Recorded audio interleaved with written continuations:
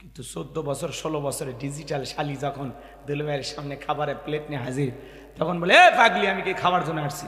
আমি আসছি তোকে এক নজর দেখার জন্য। বিকেলে তোরে নিয়ে নওগাঁ নিউ মার্কেটে যাবো, রাজি? কয় দুলে ভাই, আপনার মতো দুলে ভাইয়ের হাত ধরে আমি জাহান্নামে যাইতে রাজি। কথা কন ঠিক কিনা?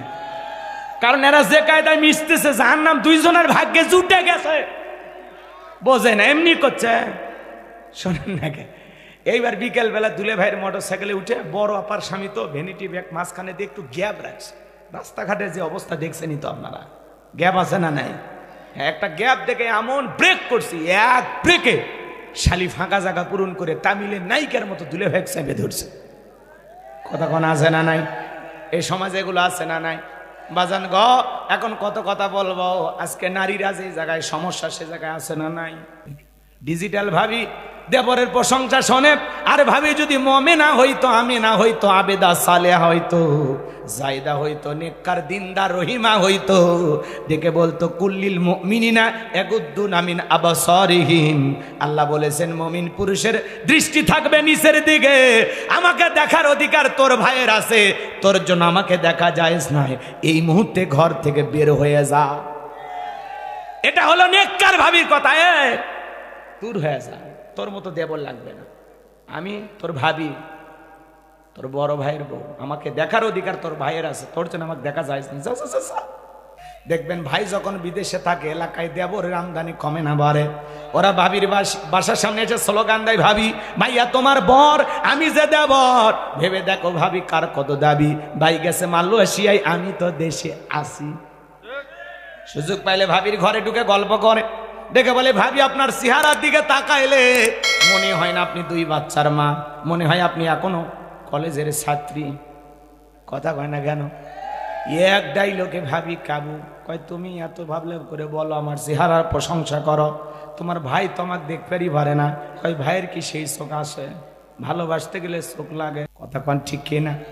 মা বোন যারা বসে আছে না, মা পর্দার আড়াল থেকে শুনে যান, মা 2টা পুরুষ হইতে দূরত্ব বজায় রেখে চলবেন। একটা হলো দেবর, আর একটা হলো দুলা ভাই। এরা হলো মৃত্যুতুল্য, এরা হলো বিষাক্ত সাপের চাইতে ভয়ঙ্কর। কথা কয় না? সব দোষ কিন্তু শাশুড়ির। কেন শোনেন, জামাই যখন বাড়িতে আসছে, নাস্তার প্লেট রেডি কইরা, খাবার রেডি কইরা, যুবতী 14 বছর 16 বছরের মেয়েটাকে বলে, মা যা জামাইকে দিয়ে আয়। আপনারাই বলেন তো বাজান, এই যে 14 বছর 16 বছরের যুবতী শালী দুলা ভাইয়ের সামনে যাওয়া কি জায়েজ? জোরে কয় না। আপনাকে সবারই শালী আছে, করছেন নাকি? ভয় লাগতেছে? আপনার এখনো শালী আছে? কি কয় মানে, ওটা শালী আছে? আচ্ছা এদিক শোনেন, কষ্ট হচ্ছে আপনাদের? বিরক্ত হয় না, এগুলো বাস্তবতা। এগুলো কি?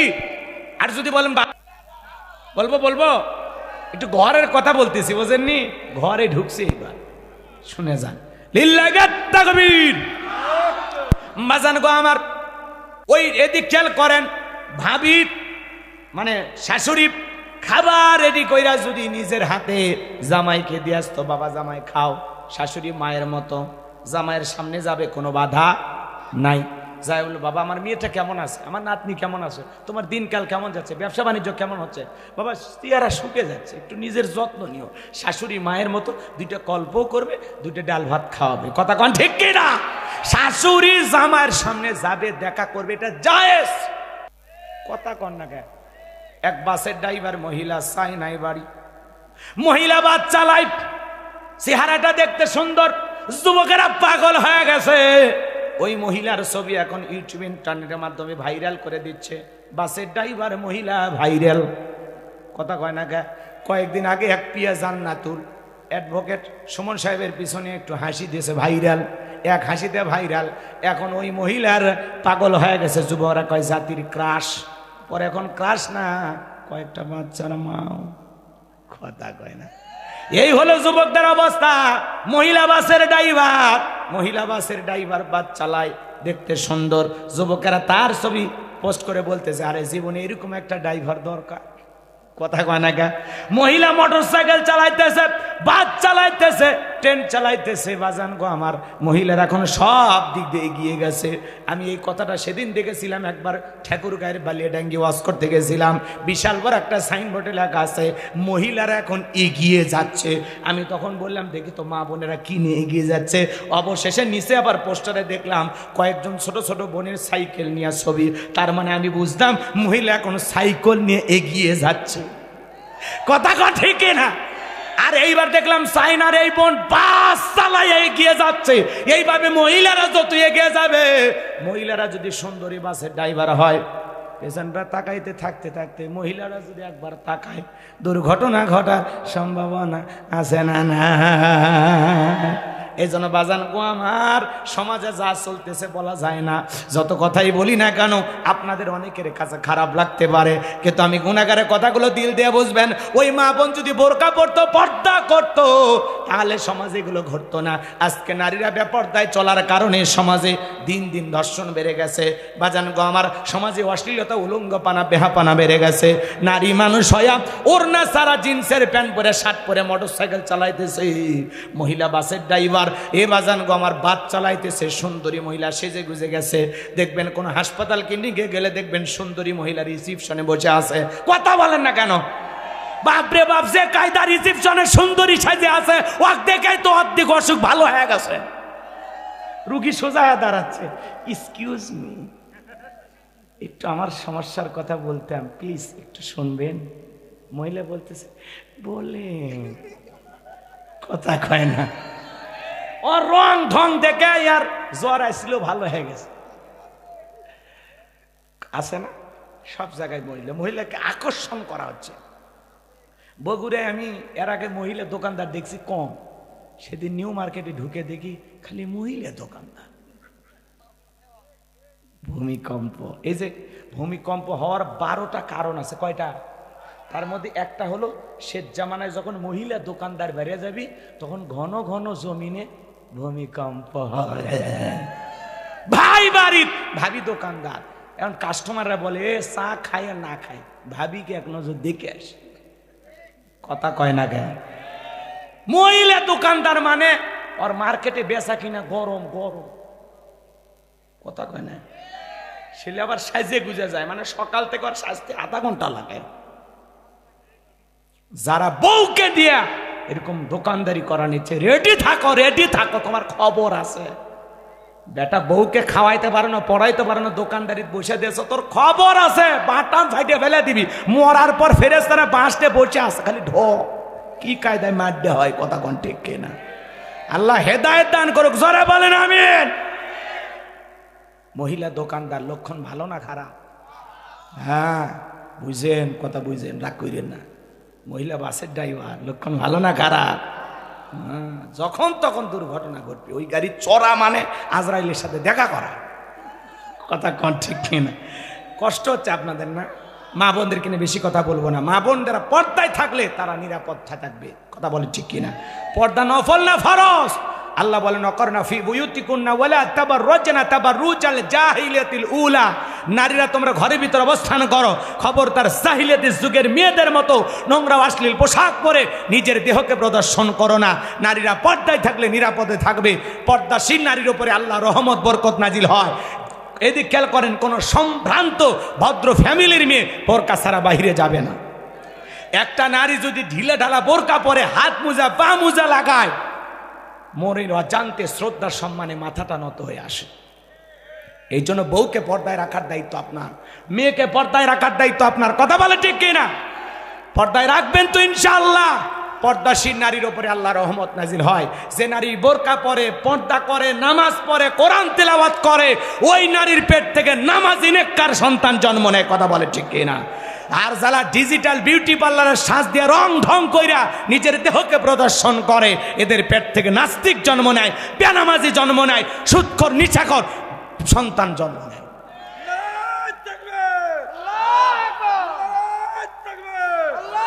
আল্লাহ যেন মা বোনদেরকে পর্দায় রাখার তৌফিক দান করেন। জোরে বলেন আমিন। মহিলা যারা বসে আছেন, মা আপনাদের ওয়াজ করার এত সময় নাই।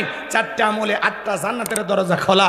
1 নাম্বার নামাজ, 2 নাম্বার রোজা, 3 নাম্বার ফরজ পর্দা, 4 নাম্বার স্বামীর খেদমত। আল্লাহ যেন মা বোনদেরকে 4টি আমল সঠিকভাবে করার তৌফিক দান করেন। জোরে বলেন আমিন। আর একটু জোরে বলেন আমিন। আগে নামাজ পড়ো, তারপরে কুরবানি করো। কথা কোন ঠিক কিনা? তাহলে আমরা কি করি? কুরবানির দিনে এমন ঘুম দেওয়া দেশে 9টায় ঘুম ভেঙেছে, ঈদের নামাজও নাই, ফজরও নাই, ব্রাশ ট্রাশ কইরা পাঞ্জাবি পইরা লুঙ্গি নতুন একটা পরে গরু ধরি ধরে এতিমের মতো বসে আছে। হুজুর কবর জিয়ারত কইরা বিভিন্ন দোয়া দরুদ পইরা আসে যখন হাজির, তখন বলছে হুজুর এত সময় লাগলো। এই মনে হচ্ছে চট্টগ্রাম ইমামতি করে আগেই হাজির হয়েছে। এরকম আছে না নাই? আচ্ছা, এর কুরবানি দেওয়ার কি দরকার? কোনো দরকার নেই। কারণ এ কুরবানি দেওয়া না দেওয়াতে আল্লাহর কোনো কিছু যায় আসে না। 3 নাম্বার কি বলছি এইবার খেয়াল করেন। 3 নাম্বার, 1 নাম্বার নিয়ত সই, 2 নাম্বার টাকা হালাল, 3 নাম্বার ফাসাল্লি লিরাব্বিকা ওয়ানহার। আগে নামাজ পড়ো, তারপরে কুরবানি দাও। তোমার 1-2 বছর নামাজি সাজে কুরবানি দেওয়া এমনটা না। আপনি যদি কুরবানি হওয়ার 2-1 মাস আগেও নামাজ ধরেন, তারপরে যদি কুরবানি দেন, তাও একটা কবুল হওয়ার মিনিমাম সম্ভাবনা থাকে। আল্লাহ কি বলেন? আল্লাহ বলে বান্দা কয় লাখ টাকার গরু দিলি, কয় হাজার টাকার ছাগল দিলি, ওইটা আমি আল্লাহ দেখি না। আমি দেখি তোর অন্তর। তোর অন্তরে যেইটা আছে আমি আল্লাহ সেইটা কবুল করি। কথা বলে ঠিক কিনা? আপনার নিয়ত সহি, টাকা হালাল, নামাজি হন, তারপরে কুরবানি দেন, আল্লাহ কবুল করেন। জোরে বলেন আমিন। আবার অনেকে কুরবানি দিয়ে শেষ কথাটা বলে দিয়ে যায়, তারপরে আরো কথা আছে। কি বরত্ব স্বীকার করে? বরত্ব বোঝেন না? গ্রামের সবচেয়ে বড় গরু হয়তো বা দিয়েছে, ধরুন 3 লাখ টাকা, 4 লাখ টাকা। এই গ্রামের সবচেয়ে ওনার গরুটাই বড় ছিল, এখন যায়া বগল ফাটানি সেই গল্প। হ্যাঁ রে ভাই, এই গ্রামের সেরা কুরবানি প্রত্যেক বছর আমি দিই। এত বড় কলজা কার আসে? আচ্ছা, ওই বড় দেওয়ার লাভ আছে? তার মানে কি? তার অহংকার চলে আসছে যে গ্রামের সেরা দিব, সবাই জানে জানে উমুকের ডা সেরা। এর নিয়ত ভেজাল, মাসাঙ্গে বসে চা স্টলে বসে ওই গল্পই করতে চায়। প্রত্যেক বছর গ্রামের বড় কুরবানি দিয়ে এত বড় কলজা কারণ নাই তো, উমুকের টাকা বেশি আছে আমার চাইতে, থাকলে কি হবে? অন্তর নাই, কথা কয় না। তো এরকম যেন অহমিকা না করি, এরকম গল্প গুজাবে যেন লিপ্ত না হয়। আল্লাহ যেন সবাইকে সঠিক বুঝ দান করেন। জোরে বলুন আমিন। তাহলে 1 নাম্বার এদিক খেয়াল করেন, সালাত আদায় করব রবের জন্য। 2 নাম্বার কুরবানি করব রবের জন্য। এই 2টা কাজ করলে হাউজে কাউসারের পানি দেবেন কে? আরেকটু আসতে কম। 3 নাম্বার আয়াতে আল্লাহ রাব্বুল আলামিন বলেন, ইন্না শানিয়াকা হুয়াল আবতার। আল্লাহু আকবার বলেন। আমার আল্লাহ ডেকে বলেন, নবী গো, যারা আপনাকে লেজ কাটারির বংশ বলে, নবী আপনি মন খারাপ করবেন না। আপনার সন্তানগুলোকে আমি আল্লাহ পাক শিশুকালে নিয়েছি, আপনি কষ্ট মনের মধ্যে নেবেন না। ওই আবুল হাব উতবা সাহিবা আপনার সমালোচনা করে, আপনাকে লেজ কাটারির বংশ বলে, ও নবী মনের মধ্যে কষ্ট নেবেন না। ওদেরকে আমি আল্লাহ রাব্বুল আলামিন নির্বংশ করে ছাড়ব। দুনিয়ার জমিনে ওদের নাম নেওয়ার মতো কেউ থাকবে না। ও নবী আপনি মনের মধ্যে কষ্ট নেবেন না, মনের মধ্যে কষ্ট নেবেন না। আপনার সন্তানগুলোকে আমি আল্লাহ পাক শিশুকালে নিয়েছি গো নবী, আপনি মনের মধ্যে কষ্ট নেবেন না। আপনার কোটি কোটি রুহানির সন্তান আমি আল্লাহ জমিনে পাঠাবো, স্যার আপনার জন্য জীবন দিতেও রাজি। বলেন আল্লাহু আকবার। তামাম পৃথিবীতে 700 কোটি মানুষ, এর মধ্যে 200 কোটি হলো মুসলমান। আমরা সবাই রসুলের রুহানি সন্তান। বলেন আল্লাহু আকবার। ফ্রান্সের জমিনে ওই জালেম বেয়াদবেরা যখন রসুলকে নিয়ে গালিগালাজ করতে লাগলো, রসুলের কার্টুন প্রদর্শন করাইতে লাগলো, নাকটা ব্যাগা করে দিয়ে মুখে কয়েকটা দাড়ি লাগাইয়া দেয়ালে দেয়ালে কার্টুন টাঙাইয়া বলে, ইনি মোহাম্মদ। জোরে কন্যা উজুবিল্লাহ। আমার নবী কি দেখতে কার্টুনের মতো? এই পৃথিবীর সবচেয়ে সুন্দর মানুষটির নাম মুহাম্মদ রাসূলুল্লাহ সাল্লাল্লাহু আলাইহি সাল্লাম। কথা বলেন ঠিক কি না? যেই নবীর চরিত্রের সার্টিফিকেট আল্লাহ দিয়ে বলেন, ওয়া ইন্নাকা লাআলা খুলুকিন আযীম। নবী গো আপনি হলেন পুত পবিত্র মহান চরিত্রের অধিকারী। আযীম আরবিতে এমন একটি শব্দ যার গভীরতা মাপা যায় না। এজন্য নবীকে যারা আজে বাজে ভাষায় গালি দেবে, যারা অবৈধভাবে দুনিয়াতে জন্ম হয়েছে, তারা নবীকে যারা গালি দেয় এদের জন্মের ঠিক নাই। কথা বলেন। ওয়ালিদ বিন মুগিরা নবীকে ওয়াকাত্ত ভাষায় গালিগালাজ করতেছে, আজে বাজে ভাষায় গালি দেয়। নবীকে এত গালি দিতেছে, আসমানের মালিক আল্লাহ সহ্য করলেন না। আমার আল্লাহ আয়াতে কারিমা নাজিল করে বলেন, উতুল্লিম বাদা যালিকা জানিম। নবী গো, এই ওয়ালিদ বিন মুগিরা আপনাকে গালি দেয়, এগুলো পিতৃ পরিচয়হীন জারর সন্তান, এর জন্মে ঠিক নাই। কথা বলেন, নবীজির অপমানে যদি না কাঁদে তোমার মন, মুসলিম নয় তুমি মুনাফিক, নবীজির দুশমন। নবীকে গালি দেয়, আসমানের মালিক আল্লাহ সহ্য করে না। আয়াতে কারিমা নাজিল করে বলেন, উতুল্লিম বাদা যালিকা জানিম, এ হলো পিতৃ পরিচয়হীন জারর সন্তান, এর জন্মে ঠিক নাই। ওয়ালিদ বিন মুগিরা ডেকে বলে, ও নবী, এত বড় কথা, আপনি থাকেন, আমি আমার মায়ের কাছে যাই। ছেলেটা বৈধ না অবৈধ জানে কে? ফ্যাক্টরির মালিক, তার মা। কথা কোন ঠিক কিনা? এবার তার মায়ের নাম ছিল ঝর্ণা। যায় বলে, মা করবি না কোনো তালবাহানা, নবী মুহাম্মদ সাল্লাল্লাহু আলাইহি সাল্লাম আমাকে বলেছেন উতুল্লিম বাদা যালিকা জানিম। মারে মা, আমি নাকি পিতৃ পরিচয়হীন জারর সন্তান, আমার নাকি জন্মের ঠিক না, আমি নাকি বাস্টার্ড। এ বাজান গো আমার, এই কথা শোনার সঙ্গে সঙ্গে ওয়ালিদ বিন মুগিরার মা মনে মনে ভাবতেছে, এত গোপন খবর নবী জানলো কেমনে? নবী তো জানতেন না, নবীকে জানিয়ে দিয়েছেন তিনি কে? আরেকটু জোরে বলেন কে? ওয়ালিদ বিন মুগিরার মা তখন বলতেছে, বাবা রে, আমার এক পা কবরে চলে গেছে, মিথ্যা বলবো না, এই বয়সে যা বলবো সত্য বলবো। তোর বাবা ব্যবসা বাণিজ্যের কাজে এতটাই ব্যস্ত, তোর বাবা ব্যবসা চেনে, টাকা চেনে, তোর মায়ের মন চেনে না। আমার ভাইয়েরা, ওয়ালিদ বিন মুগিরার মা তখন বলতেছে, বাবারে, তোর বাবা আমার খবর নেয় না, আমার কাছে আসে না, ভালোবাসে না। বাড়ির আশেপাশে তোর চাচা ঘুরু ঘুরু করতেছিল, যারে দিয়া মনের ভালোবাসার বিনিময় করেছিলাম, যার ফলে তোর জন্ম হয়েছে। নবী যে তত্ত্ব দিয়েছে 100% সত্য। তাহলে ওয়ালিদ বিন মুগিরা নবীকে গালি দিয়েছিল, এ যেমন জারর সন্তান। বাজান গো আমার, আজও পৃথিবীর জমিনে বিশ্ব নবীকে কটূক্তি করে, বাজে মন্তব্য করিয়া যারা ওয়াকাত্ত ভাষায় গালিগালাজ করবে, মনে রাখবেন, নবীকে গালি দিবে যারা অবৈধভাবে দুনিয়াতে জন্ম হয়েছে তারা। কোন নাস্তিক, কোন বেঈমান যদি রসুলকে গালি দেয়, আমরা চুপ করে থাকবো না। কথা বলে না কেন? তুমি আমার বাপকে গালি দেওয়া সহ্য করবো, মারে গালি দেওয়া সহ্য করবো, আমারে গালি দেওয়া সহ্য করবো, আমার দলকে গালি দেওয়া সহ্য করবো, কিন্তু বিশ্বনবী হলেন আমাদের কলিজার টুকরা নবী। নবী কেনে যদি কোনো নাস্তিক, কোনো বেঈমান, কোনো রামবাম অকাত্য ভাষায় গালিগালাজ দেয়, কুরুচিপূর্ণ মন্তব্য করে, বাজে ভাষায় নবীকে খাটো করে, নবীর সম্মান নিয়ে কুরুচিপূর্ণ মন্তব্য করে, ওই সমস্ত নাস্তিক বেঈমানদের ধইরা ওদের বুকের ওপরে চইরা জিব্বা টান দিয়ে ছিঁড়ে কুকুরকে খাওয়াইতে কারা কারা রাজি? দুই হাত তুলে দেখা।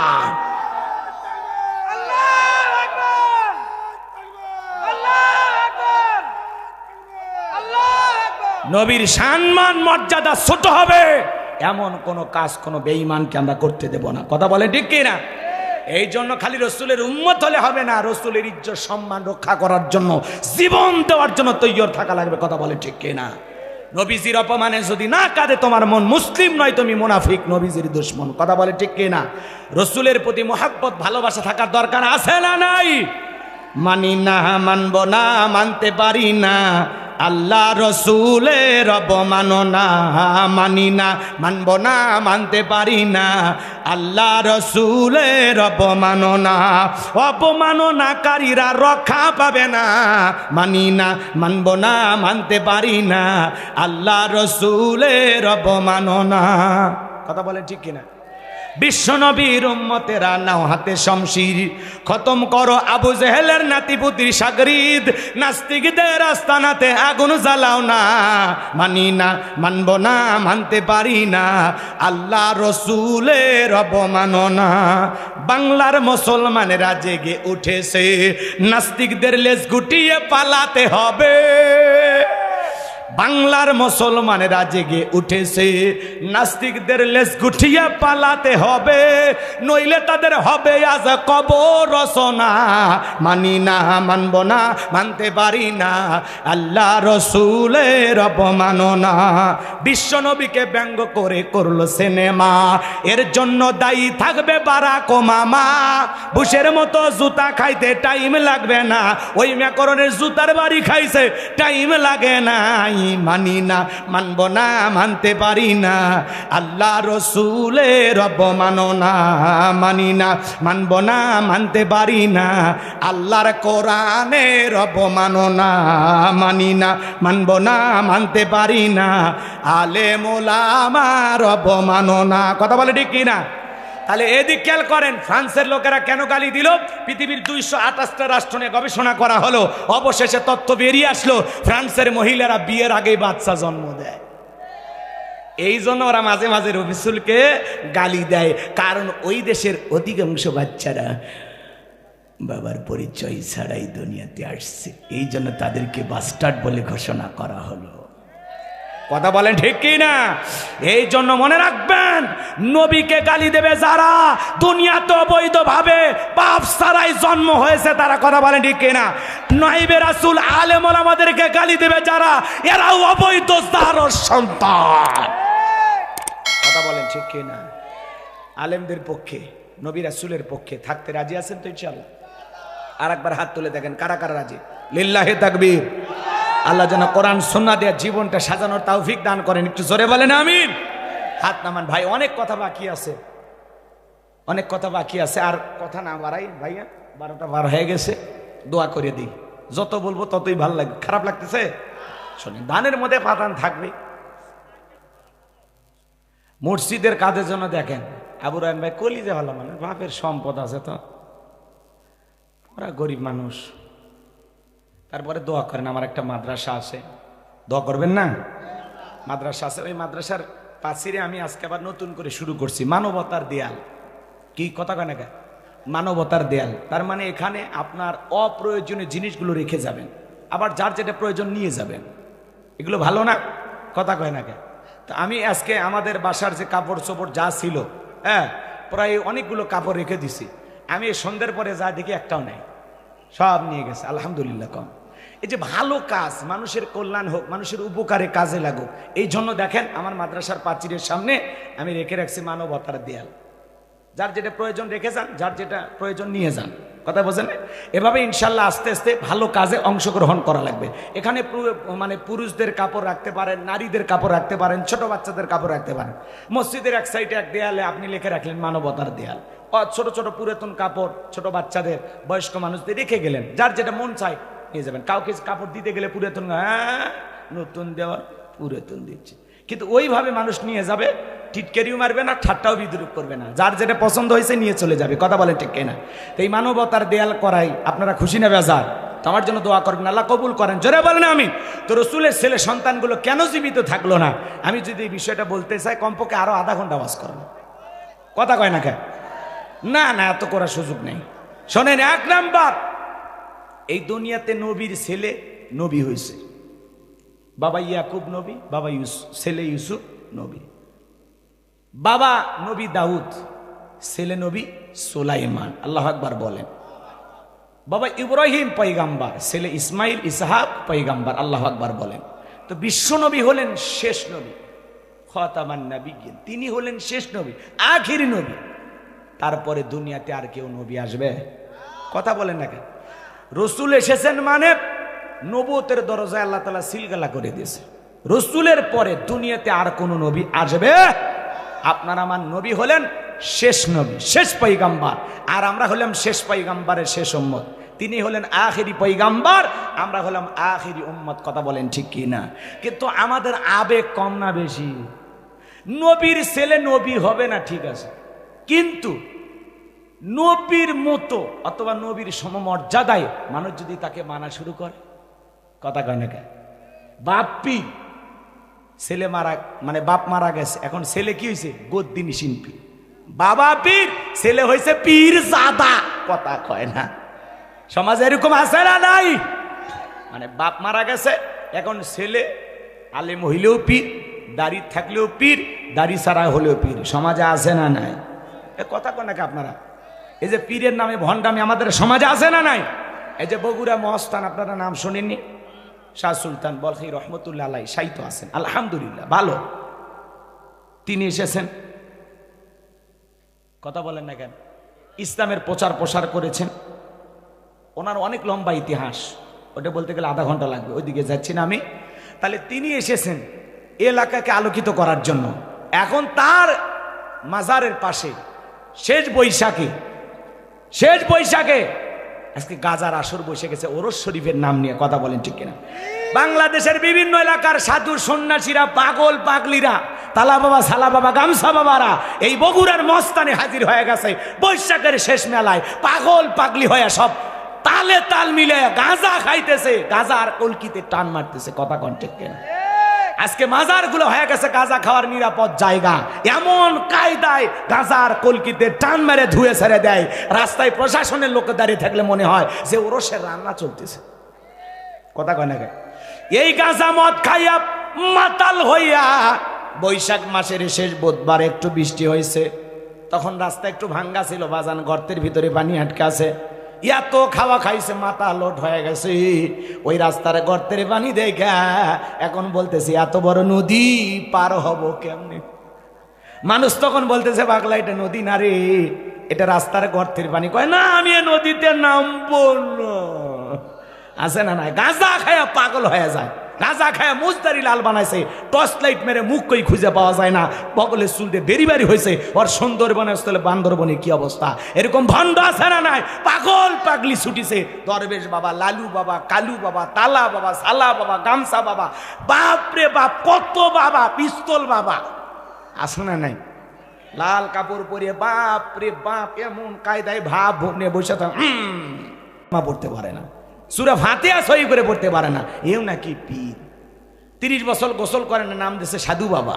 পাটার মতো শরীর গন্ধ করে, কাছে যাবার সুযোগ নাই। এই ভণ্ডদের কাছে যায় আর এরা গাঁজার কলকিতে টান মারে আর কয় গুরু গাঞ্জা বানাইলে কি দিয়া? দুনিয়াতে এত কিছু বানাইছে ওইটা জানতে মনে চায় না, গাঁজা কি দিয়ে বানাইছে শুনতে চায়। আছে না নাই? আরে বাপরে, গাঁজার কলকি টান মেরে গান গায়ে দেখেন, কয় ধরো কলকি মারো টান, গাঞ্জা বাবার আসে কান, মরিয়া গেলে সঙ্গে কিছুই যাবে না ইল বাবা। আরে ভণ্ড কি ধাক্কা দেখেন, গাঁজা খাইয়া মোজদারি লাল বানাইয়া ল্যাংটা হয়ে নাচতেছে আর কয় সবকিছু ছাড়িয়া তোরা বাবার চরণ ধর, আয়না বসাইয়া দে তোর কলবের ভিতর বাবারে। এমন কায়দায় কলব ধাক্কা মেরেছে, মানে কলব ফাটিয়ে চার মাথাত গেছে। কত কন্যা খে এরকম ভণ্ড আছে না নাই? আজকে ওরস শরীফের নাম দিয়া গাঁজা খাওয়ার মেলা। কথা কয় না? নারী পাগল দিওয়ানা হয়েছি, মুর্শিদের প্রেমে পড়েছি। স্বামীর প্রেমে পড়ে না, কার প্রেমে পড়ছে? এর কপাল ভালো না খারাপ? আর মুর্শিদও জাহান নামে যাবে, ওরে জাহান নামে নিয়ে যাবে। কথা কোন ঠিক কিনা? এত ভণ্ড পীর বের হয়েছে যাদের দরবারে কোনো নামাজ নাই। কয় সিজদার মতো একটা সিজদা দিবি, জান্নাত পার হয়ে জাহান নামের গর্তে পড়বি। আছে না নাই? বোঝেন নাই মনে হয়, বোঝেন নাই। এরকম নানান ভণ্ড আছে বাজান গো আমার। ওরা দরবারে নারী পুরুষ একত্রে হয়, গান গায়। বোঝেন নাই? নানান ধরনের গান গাইয়া সমাজে একটু আশেকান জাকেরান সাজার চেষ্টা করে, কিন্তু এরা আশেকান জাকেরান না, এরা হলো অরিজিনাল ভণ্ড। এই জন্য নারী পুরুষ একত্রে হয়ে আছে মাজারগুলোতে জিকির হয়, নিঃসন্দেহে আল্লাহওয়ালার দরবার হতে পারে না। ভালো মানুষের কাছে যাবেন, ওয়াকুনু মাস সাদিকিন, আল্লাহ বলে সত্যবাদীদের সঙ্গী হও।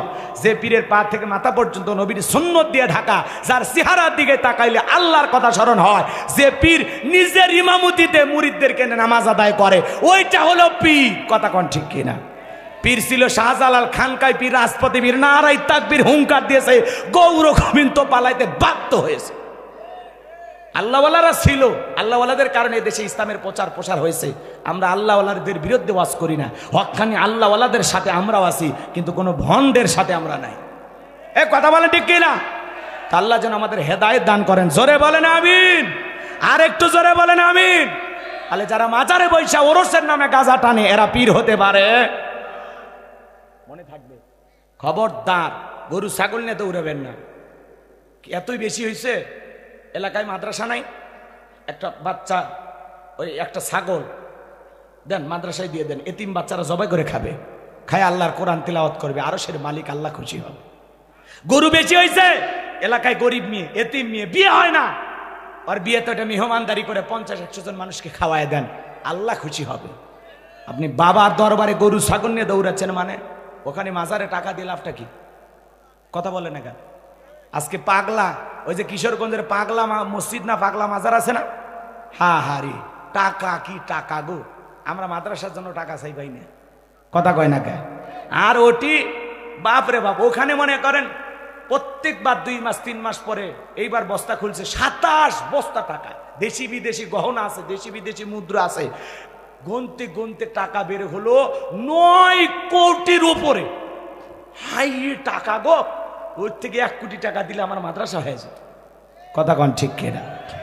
আজকে সমাজে মাজারে যায় টাকা দেয়, একটা প্রতিবন্ধী অসহায় মানুষ হাত পেতেছে 10 টাকা দেয় না, ওই লোক মাজারে যায় 500 টাকা ফেলে দেয় আর মান্নত করে, আল্লাহ আমার বইয়ের একটা বেটা চাওয়াল দে।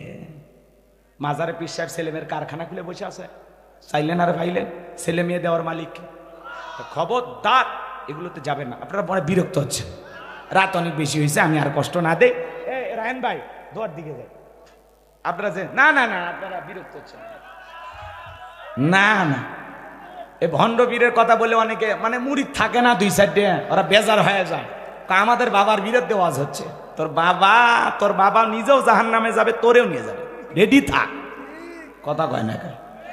এখনো সময় আছে, বাবা পরিবর্তন কর, বেশি বাবা হওয়া ভালো না, যার বাবা যত বেশি তার জন্ম। আমি আর বললাম না, দোয়া দোয়া সকলেই দরুদ ইব্রাহিম পড়ুন, আমার জন্য দোয়া করবেন। সূরা কাউসারের যে শিক্ষা আমরা আলোচনার মাধ্যমে বুঝলাম শুনলাম, বাস্তব জীবনে আমল করব ইনশাআল্লাহ। আর রায়হান ভাইয়ের আমন্ত্রণে আজকের মাহফিলে আসা, আসলে উনিও বক্তা আমিও বক্তা, এই দোস্তি বোঝেন না, এই মোহাব্বত ভালোবাসা আসা, আর কিছুই না। কোন ভাই ভাই টেকাও দিয়েছেন শেষে আসে, মাশাআল্লাহ 500 আরো দিবেন নাকি পরে? দিন, বেশি করে দিন। এক বোন কি মারা গেছে? আমার এখানে বাবার বাড়ি, মেয়ে মারা গেছে, মেয়ের নাম নুরানি, আমার মেয়ের জন্য দোয়া করবেন, আমার স্বামীর জন্য দোয়া করবেন, আমার স্বামী বাইরে গেছে, আর এই বোনটা বাচ্চা হারাইছে, স্বামী সকলের জন্য দোয়া চাইছে, আল্লাহর কাছে দোয়া করি আল্লাহ যেন তার স্বামীকে কবুল করেন, তার মেয়েকে হারাইছেন, সবর ধৈর্য ধারণ করার তৌফিক দান করেন, জোরে বলেন আমিন। এই তো সৌদি আরব প্রবাসী ভাই কয় হুজুর আপনাকে নিয়ে যাব, সেই জিনিস। দাঁড়ান দাঁড়ান, দেখেন দেখেন দেখেন, মানুষ ছোট দেখছেন, মসজিদে এসি দি মারহাবা বলবেন না? ভাই কিন্তু সৌদি আরব থাকে, কিন্তু আমরা চাই ভাই আস্তে আস্তে পরিবর্তন হবে, বোঝেননি? নাম ধরে বলবো? ঠিক আছে, তো পরিবর্তন হবেন তো ইনশাল্লাহ, আল্লাহ কবুল করুক, জোরে বলেন আমিন। কয়টা এসি? একটা। শুরু করে রায়ান আছে, আরো লোক আছে, হয়ে যাবি, আল্লাহ কবুল করেন, জোরে বলেন আমিন।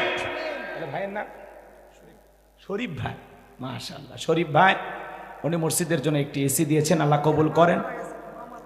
মা মারা গেছে, শরীফ ভাইয়ের তার মায়ের জন্য দোয়া করি, আল্লাহ যেন তার মায়ের কবরকে জান্নাতের বাগান বানায় দেন, জোরে বলেন আমিন। ভাই সকলেই দরুদ ইব্রাহিম পড়ুন, আল্লাহুম্মা সাল্লি আলা মুহাম্মাদ ওয়া আলা মুহাম্মাদ সাল্লাল্লাহু আলা ইব্রাহিম ওয়া আলা আলি ইব্রাহিম ইন্নাকা হামিদুম মাজিদ, আল্লাহুম্মা বারিক আলা মুহাম্মাদ ওয়া আলা মুহাম্মাদ কামা বারাকতা আলা ইব্রাহিম ওয়া আলা আলি ইব্রাহিম ইন্নাকা হামিদুম মাজিদ। যে কথাগুলো শেষ করতে পারলাম না, একটু দোয়া করেন, রাত অনেক হয়েছে, জুমার রাত তো, আবার জুমার নামাজের ইমামতি আছে, আছেন ব্যস্ততা আছে। আল্লাহুম্মা আমিন। রব্বানা যালামনা আনফুসানা ওয়া ইল্লাম তাগফির লানা ওয়া তারহামনা লানাকুনান্না মিনাল খাসিরিন।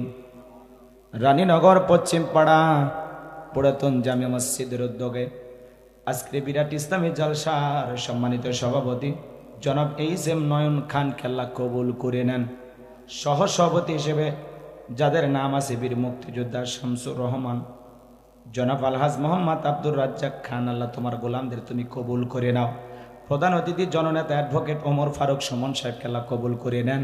রব্বুল আলামিন আজকের মাহফিলে বিশেষ অতিথি হিসেবে যাদের নাম আছে আল্লাহ তোমার গোলামদের তুমি কবুল করে নাও।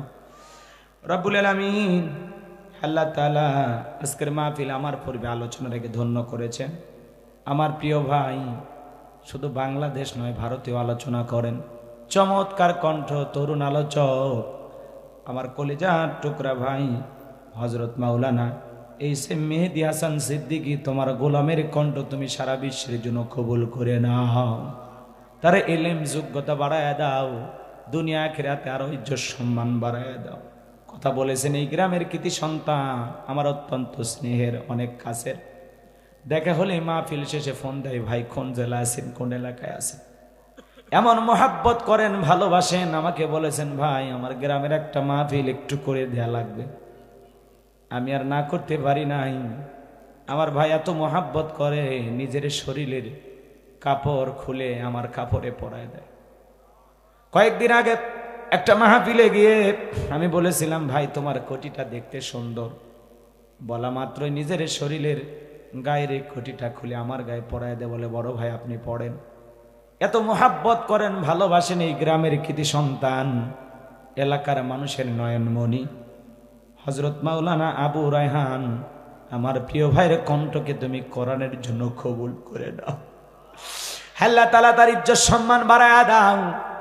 তার বাবা অন্ধকার কবরে চলে গেছে, হে রাব্বুল আলামিন তার বাবার কবরও জান্নাতের বাগান বানায়া দাও। তারা 5 ভাই মিলেমিশে এক জায়গায় থাকে।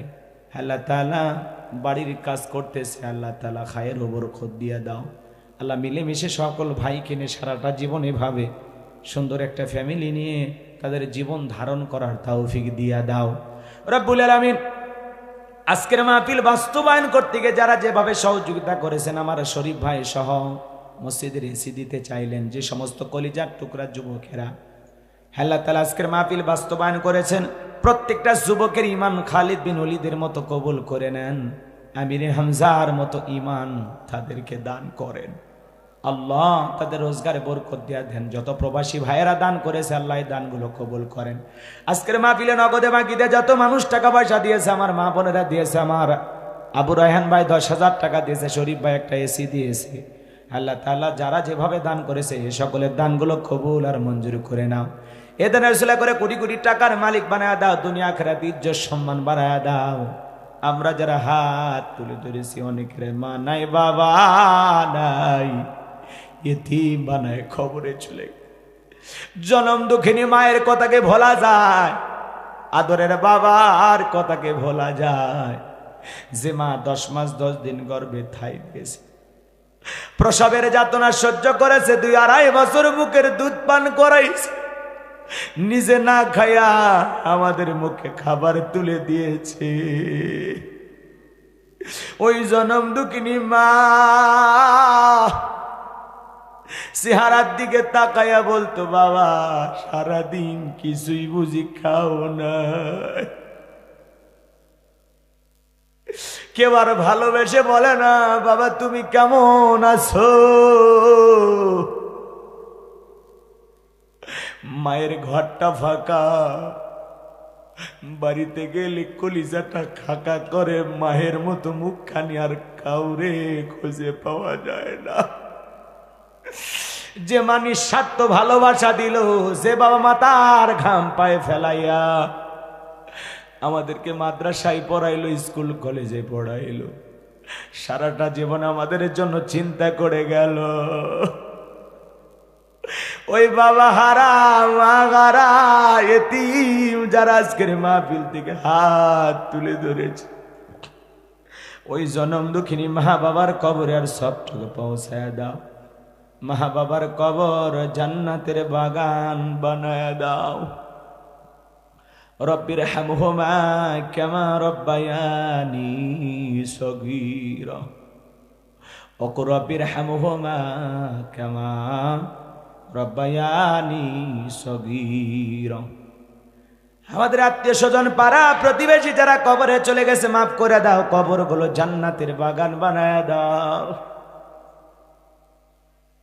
রব্বুল আলামিন। এদেশের মানুষ আলেমদেরকে বড় মোহাব্বত করে। আল্লামা মামুনুল হক দীর্ঘ 3টি বছর পরে জেলখানা থেকে মুক্ত হয়েছে। মানুষ ফুলের সম্বর্ধনা জানাইতেছে, গাড়িতে ফুল ছিটে মারতেছে, কত ভালোবাসা দেখাইতেছে। গতকালকে দেশের বড় বড় আলেম ওলামা ফুলের তোড়া দিয়ে বরণ করে নিয়েছে। রব্বুল আলামিন বর্তমান বাংলাদেশের সাহসী সৈনিক, দিনের রাহবার, শাইখুল হাদিস আল্লামা মামুনুল হক সাহেবকে সুস্থ রাখো, ভালো রাখো। এই বিপ্লবী কণ্ঠের মাধ্যমে বাংলাদেশের দ্বীনের বিজয় দাও আল্লাহ। এই কণ্ঠকে তুমি দ্বীনের জন্য কবুল করে নাও। হে রব্বুল আলামিন, আলেমেরা বিয়ে করে বউনে ঘুরতে যায়, এগুলো নিয়ে যারা সমালোচনা করে আল্লাহ তাদেরকে তুমি হেদায়েত দান করো। আলেমদের হে রব্বুল আলামিন পাশে থেকে আলেমদের প্রতি মোহাব্বত ভালোবাসা বাড়ায়া দাও। হে রব্বুল আলামিন, তোমার বান্দা 3টি বছর জুলুমের শিকার, তার হাদিসের দার্স থেকে হাজার হাজার ছাত্ররা বঞ্চিত, কলেজের টুকরা সন্তানেরা বাবার আদর স্নেহ থেকে বঞ্চিত ছিল। স্ত্রী থাকার পরে তারপরেও তাকে কত কষ্টের দিনগুলো পার করতে হয়েছে। আজকে তার স্বামী থাকার পরে তার বিবিদের বিধবার মতো জীবন যাপন করতে হয়েছে। মাদ্রাসা থাকার পরেও কোনোদিন ক্লাস করতে নিতে পারে নাই, ছাত্রদের সামনে আসতে পারে নাই। এত কষ্ট 3টি বছর পরীক্ষা দিয়েছেন আল্লাহ। মুসলিম জাতির পিতা ইব্রাহিম খলিলুল্লাহ পরীক্ষা দিয়েছেন, উত্তীর্ণ হয়েছেন। আল্লাহ এই জামানায় মুসলিম জাতির পিতা ইব্রাহিমের সন্তান হিসেবে আমাদের সবাইকে পরীক্ষায় উত্তীর্ণ হওয়ার তৌফিক দিয়া দাও। হাজারো মিথ্যা তহমত অপবাদ সব ভুলে জাতির মানুষেরা যেন আলেমদেরকে ভালোবাসে। আল্লাহ ভালোবাসা জান্নাতের বিনিময় কবুল করে নাও। শাইখুল হাদিস আল্লামা মামুনুল হক, আল্লাহ তোমার দ্বীনের দায়ীকে বাংলার জমিনে কোরআনের প্রচারের জন্য আল্লাহ কবুল করে নাও। আল্লাহ তার কণ্ঠকে দ্বীনের জন্য কবুল করো। আবার যেন কোরআনের ময়দানে হক কথা বলতে পারেন। যার বক্তব্যে বাতিলের অন্তরে কম্পন সৃষ্টি হয়, সেই বক্তৃতা যেন জাতির সামনে আবার দেওয়ার তৌফিক দান করো। আল্লাহ তোমার গোলামের কণ্ঠ তুমি কবুল করে নাও। যত ওলামা ইকরাম মাজলুম অবস্থায় আছে আল্লাহ সকল আলেমদের মুক্তির ফয়সালা করে দাও। বাংলাদেশের মসজিদ মাদ্রাসাগুলো কবুল করো, হক্কানি ওলামা ইকরামদের কবুল করো। আল্লাহ তাআলা এদেশকে ইসলামের জন্য কবুল করো। এদেশের উপরে খাস রহমত বরকত নাজিল করো। দেশি বিদেশি সকল ষড়যন্ত্রের হাত থেকে আমাদের এই প্রিয় মাতৃভূমি বাংলাদেশকে আল্লাহ হেফাজত করো। এদেশের প্রশাসনের ভাইদেরকে ইসলামের বন্ধু বানায় দাও। আল্লাহ এই দেশকে ইসলামের জন্য কবুল করো। আল্লাহ এই দেশকে ইসলামের জন্য কবুল করো। আল্লাহ তাআলা মিডিয়ার ভাইদেরকে ইসলাম প্রচারের সাথে সঠিকভাবে কথাগুলো প্রচার করা তৌফিক দেন। যারা আলেমদের ওয়াজের পাশে নারীদের ছবি লাগায়, আজে বাজে টাইফেল দেয়, আল্লাহ তাআলা এই সমস্ত ভাইদেরকে আপনি হেদায়েত দান করেন, সঠিক বুঝ দান করেন। আলেমদের সম্মান নিয়ে যারা খেলা করে আল্লাহ তাদেরকে আপনি সঠিক বুঝ দান করেন। আল্লাহ আমার আবু রায়হান ভাইকে কবুল করেন। যে বাড়িতে খানা খাইলাম বসলাম ওই বাড়ির উপর খাস রহমত বরকত নাজিল করেন। হারিন ভাই, সাদিক ভাই, আব্দুর রহিম ভাইকে আল্লাহ কবুল করেন। আল্লাহ তাআলা দূর দূরান্ত থেকে যত শ্রোতা ভাইরা ছুটে এসেছেন, মা বোনেরা ছুটে এসেছেন, সবাইকে নিরাপদে বাড়ি পর্যন্ত পৌঁছার তৌফিক দান করুন। সবাইকে আপনার রহমতের চাদরে আবৃত করুন। আল্লাহ ফিলিস্তিনি মুসলমানদেরকে আপনি বিজয় দান করুন। আল্লাহ ফিলিস্তিনি মুসলমানদেরকে আপনি বিজয় দান করুন। আল্লাহ তামাম পৃথিবীর মুসলমানদেরকে আপনি রক্ষা করুন। ইহুদি জাতি এই জালেমদেরকে পরাজিত করে আল্লাহ নিরীহ ফিলিস্তিনি মুসলমানদেরকে আপনি বিজয় দান করুন।